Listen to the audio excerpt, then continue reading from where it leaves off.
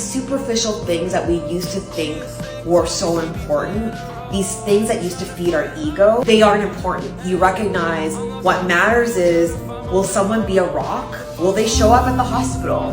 Will they hold your hand while you're grieving your parents' death? Like, these are the actual things that matter. And I think when you're in your 20s and 30s, you don't experience these life-shaking moments. You can't afford to have more of an ego-driven way about finding partners. Well, dang, you all heard it right here. You can't say that this gorilla made this up. You heard it straight from the horse's mouth. She said real clear. When you're dating in your 40s, and she's talking about women, you try to get stable things. You no longer think about fancy cars and hot guys anymore. Well, ladies, it's almost like men have been saying for years, you always go for the bad boys and ignore the good guys. You know, Mr. Average, Mr. Boring, Mr. doesn't have a six-pack, Mr. doesn't have a sports car, Mr. is not a bad boy, doesn't have a criminal record, doesn't have 6 inches where it counts, Mr. he's not 6 feet